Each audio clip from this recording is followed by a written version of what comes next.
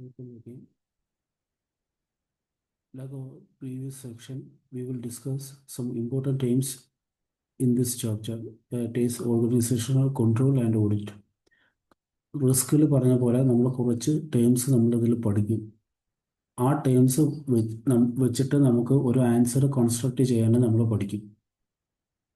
ഒരു ക്വസ്റ്റ്യൻ വന്നു കഴിഞ്ഞാൽ നമ്മൾ ഇതിൽ വെറുതെ കാണാപ്പാഠം പഠിച്ചത് ഓർക്കുകയല്ല, നമ്മൾ ഒരു സ്റ്റെപ്പ് ബൈ സ്റ്റെപ്പായിട്ട് നമ്മൾ ആൻസർ കൺസ്ട്രക്റ്റ് ചെയ്യണം.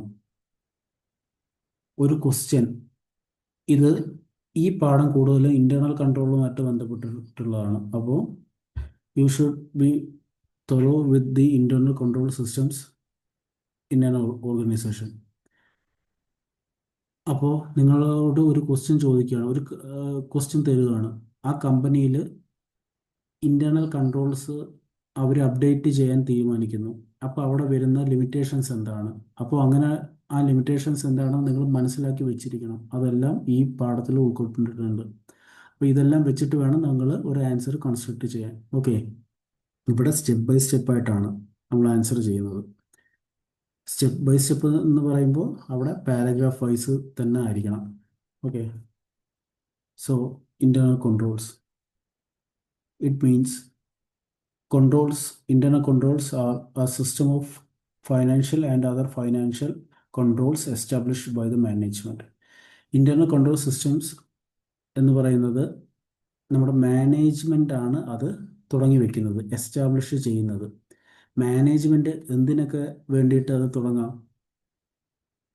ബിസിനസ് നല്ല രീതിയിൽ കണ്ടക്ട് ചെയ്യാനായിട്ട് തുടങ്ങാം, നമ്മുടെ അസറ്റുകൾ പ്രൊട്ടക്റ്റ് ചെയ്യാനായിട്ട് വയ്ക്കാം, ഫ്രോഡുകളും എററുകളും ഉണ്ടാകാതിരിക്കാനായിട്ട് വെക്കാം, നമുക്ക് കൊടുക്കുന്ന ഫൈനാൻഷ്യൽ റിപ്പോർട്ടെല്ലാം കറക്റ്റ് സമയത്തിന് അക്യുറേറ്റ് ആയിട്ട് കൊടുക്കാൻ വേണ്ടിയിട്ടും നമുക്ക് എന്ത് ചെയ്യാം? ഇൻറ്റേർണൽ കൺട്രോൾസ് വെക്കാം. ഇൻറ്റേർണൽ കൺട്രോൾസ് എന്ന് പറയുമ്പോൾ അത് ഫൈനാൻഷ്യൽ ആവാം, നോൺ ഫൈനാൻഷ്യൽ ആവാം. എസ്റ്റാബ്ലിഷ് ചെയ്യുന്നത് മാനേജ്മെൻ്റ് ആയിരിക്കും. മാനേജ്മെൻറ്റ് എങ്ങനെയാണ് എസ്റ്റാബ്ലിഷ് ചെയ്യുന്നത്? നമുക്ക് മറ്റ് മാനേജേഴ്സുമായിട്ട് കൺസൾട്ട് ചെയ്തിട്ട് അവർ അവസാനം ഒരു പോയിന്റിലേക്ക് എത്തും.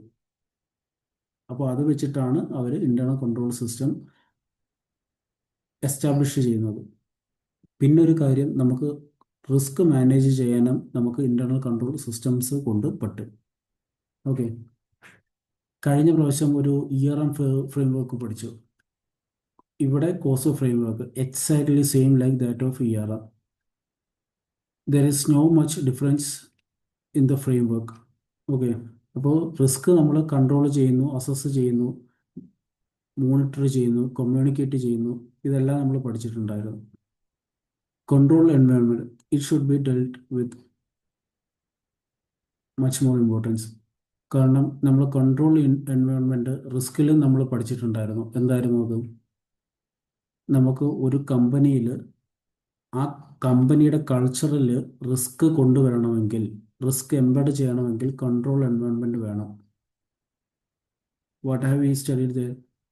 അതായത് നമ്മുടെ മാനേജേഴ്സ് പോളിസികൾ ഉണ്ടാക്കിയിട്ട് അവിടെയുള്ള എംപ്ലോയീസിന് അത് പറഞ്ഞു കൊടുക്കുന്നു, നല്ല രീതിയിൽ പറഞ്ഞു കൊടുക്കുന്നു, അതായത് മനസ്സിലാക്കി കൊടുക്കുന്നു. ജോബ് ഡിസ്ക്രിപ്ഷനിലെല്ലാം ഇത് കൊണ്ടുവരുന്നു. റിസ്ക് പരമായിട്ടുള്ള കാര്യങ്ങളെല്ലാം ജോബ് ഡിസ്ക്രിപ്ഷനിൽ കൊണ്ടുവരുന്നു. അതാണ് ഈ കൺട്രോൾ എൻവയോൺമെൻറ്റ്. അതായത് ഇത് നടത്തുന്നത് ടോപ്പ് ലെവൽ മാനേജ്മെൻ്റ് ആയിരിക്കും. മാനേജ്മെൻറ്റ് ടോപ്പ് ലെവലിൽ നിന്ന് താഴേക്ക് കൊണ്ടുവരും. ഇതിൽ പ്രത്യേകിച്ച് വേറെ ഒന്നും മനസ്സിലാക്കാനില്ല. നിങ്ങൾക്ക് ഇതിൽ നോക്കിയാൽ മനസ്സിലാവും ഇത് എന്ത് ഫ്രെയിംവർക്കാണെന്ന്. നമ്മുടെ കമ്പനിയുടെ ക്വാളിറ്റിയൊക്കെ വർദ്ധിക്കാൻ വേണ്ടിയിട്ടാണ് ഈ കോഴ്സ് ഫ്രെയിംവർക്കുകളൊക്കെ ഉണ്ടാക്കിയിട്ടുള്ളത്.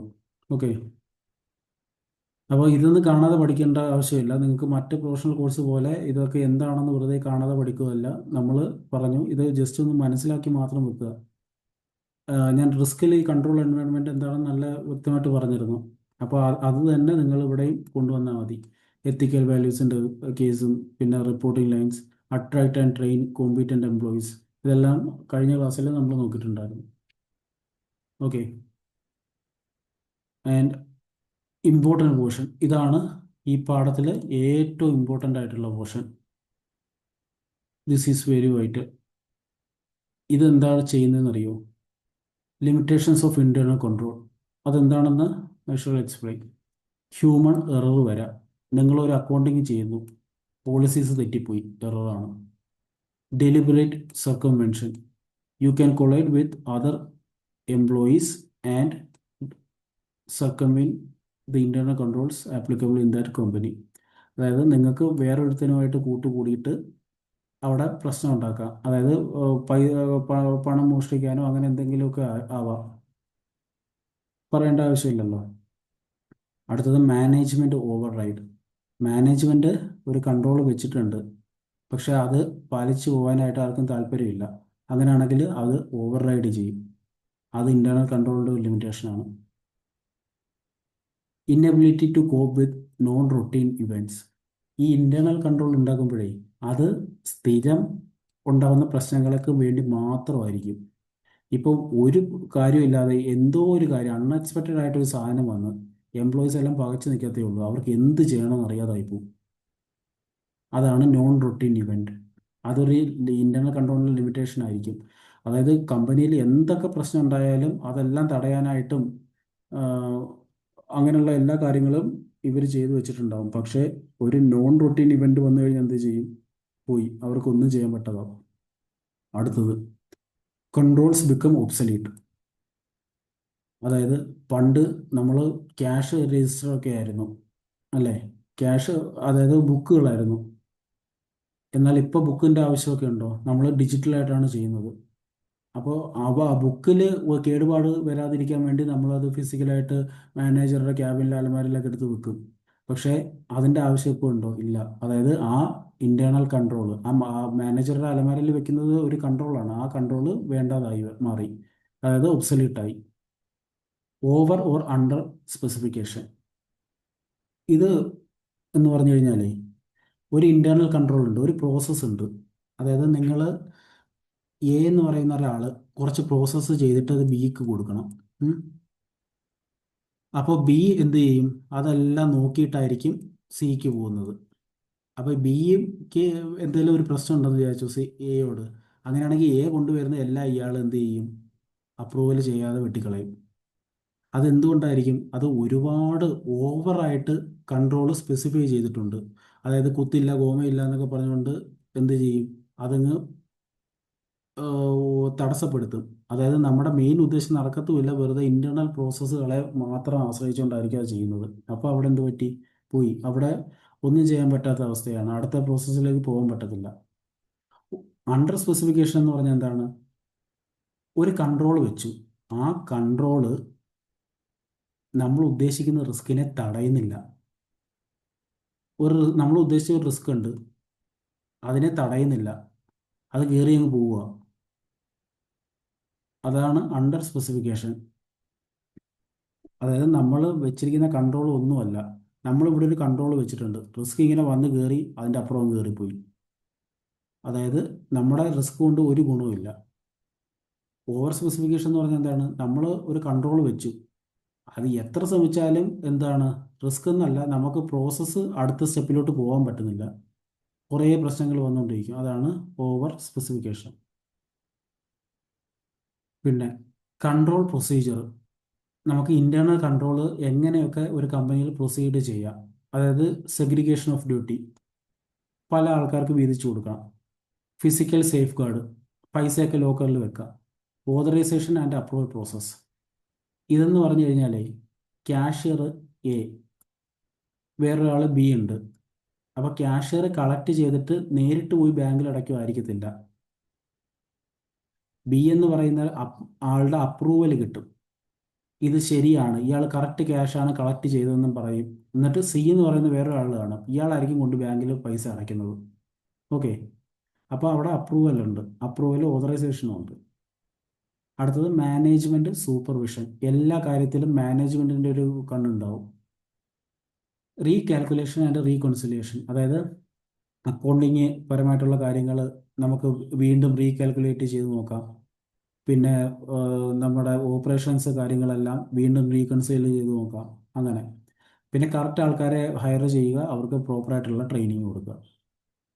ഇതൊക്കെയായിരിക്കും നമുക്ക് കൺട്രോൾ പ്രൊസീജിയറുകൾ വരുന്നത്. എങ്ങനെയൊക്കെ നമുക്ക് ഇൻറ്റേർണൽ കൺട്രോൾ ഇംപ്ലിമെൻറ്റ് ചെയ്യാമെന്നാണ് പറയുന്നത്. എങ്ങനെ ഇൻറ്റേർണൽ കൺട്രോളിനെ ഇംപ്ലിമെൻറ്റ് ചെയ്യാം.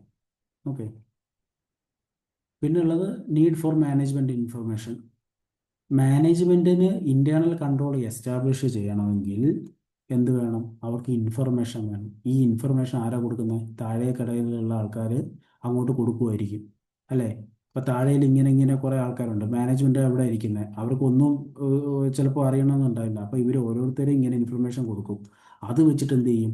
അവർ ഇൻറ്റേർണൽ കൺട്രോൾ എന്ന് പറഞ്ഞുകൊണ്ട് ഒരു സാധനം ഉണ്ടാക്കി വെക്കും, അല്ലേ? അതാണ് ഈ പറയുന്നത്. അപ്പോൾ ഈ ഇൻഫർമേഷൻ കൊണ്ട് നമുക്ക് ഒരുപാട് കാര്യങ്ങളുണ്ട്. അതായത് നമ്മൾ ഇന്റർണൽ കൺട്രോൾ ഇറക്കി വെച്ച് കഴിഞ്ഞാൽ, ഇന്റർണൽ കൺട്രോൾ എസ്റ്റാബ്ലിഷ് ചെയ്ത് കഴിഞ്ഞാൽ ഒരുപാട് ആൾക്കാർക്ക് ഗുണമുണ്ട്. അതായത് ഓഡിറ്റർമാർക്ക് ഗുണമുണ്ട്, എക്സ്റ്റേണൽ റിപ്പോർട്ടിങ്ങിൻ്റെ സമയത്ത് അത് ഗുണം ആണ്. ഏറ്റവും ഗുണമുള്ളത് ഓഡിറ്റർമാർക്കാണ്. എക്സ്റ്റേണൽ ഓഡിറ്റർ വരുമ്പോൾ അവർക്ക് ഇത് ഇന്റർണൽ ഓഡിറ്റിംഗ് പ്രോസസ്സും ഫംഗ്ഷനും ഒക്കെ കറക്റ്റായിട്ടാണ് നടക്കുന്നതെങ്കിൽ അവർ രക്ഷപ്പെട്ടു, കാരണം പണി പെട്ടെന്ന് തീരും. അടുത്തത് audit compliance. Audit and compliance ഇതിൽ ഇവർ പറയുന്നത് നമുക്ക് ഇൻറ്റേർണൽ ഓഡിറ്റിൻ്റെ കാര്യങ്ങളാണ്. അതായത് ഒരു കമ്പനിയിൽ ഇൻറ്റേർണൽ കൺട്രോൾ ഉണ്ടെന്ന് വിചാരിച്ചോ, അപ്പോൾ അതിനെ ഓഡിറ്റ് ചെയ്യാനായിട്ട് വേറെ ഒരു ഡിപ്പാർട്ട്മെൻറ്റ് തന്നെ ഉണ്ട്. അതാണ് ഇൻറ്റേർണൽ ഓഡിറ്റ് ഡിപ്പാർട്ട്മെൻറ്റ്. ഇവരെന്ത് ചെയ്യുമെന്ന് പറഞ്ഞു കഴിഞ്ഞാൽ ഇവിടെ നടക്കുന്ന ഇൻറ്റേർണൽ പ്രോസസ്സുകളും ഇൻറ്റേർണൽ ഫങ്ഷൻസും എല്ലാം നോക്കും. മാത്രമല്ല, എന്തെങ്കിലും റിസ്ക് ഉണ്ടെങ്കിൽ അത് അനലൈസ് ചെയ്യും. ഇപ്പോൾ അൺഅക്സെപ്റ്റബിൾ ആയിട്ടുള്ള എന്തെങ്കിലും കാര്യങ്ങൾ വരുന്നെങ്കിൽ അതിനെ അനലൈസ് ചെയ്യും. ഇങ്ങനെ കുറേ കാര്യങ്ങൾ അനലൈസ് ചെയ്തിട്ടാണ് എന്ത് വരുന്നത്, എന്താണ് ഇവരുടെ ജോലി എന്ന് പറയുന്നത്. അതായത് ഇൻറ്റേർണൽ ഓഡിറ്റ് ഡിപ്പാർട്ട്മെൻറ്റിൻ്റെ ജോലിയാണിത്. അതായത് ഇൻറ്റേർണൽ കൺട്രോളൊക്കെ എഫക്റ്റീവ് ആണോ, ഇത് കൊണ്ടിട്ട് നമുക്ക് ഫ്രോഡുകളും മറ്റൊക്കെ തടയാൻ പറ്റുമോ, എന്തൊക്കെയാണ് ഇതിൻ്റെ റിസ്ക്, എന്താണ് ഇതിൻ്റെ കോസ്റ്റ് നമ്മൾ ചിലവാക്കിയത് കൊണ്ട് എന്തെങ്കിലും ബെനിഫിറ്റ് ഉണ്ടോ, അതൊക്കെയാണ് ഇവരുടെ ജോലി എന്ന് പറയുന്നത്. ഓക്കെ.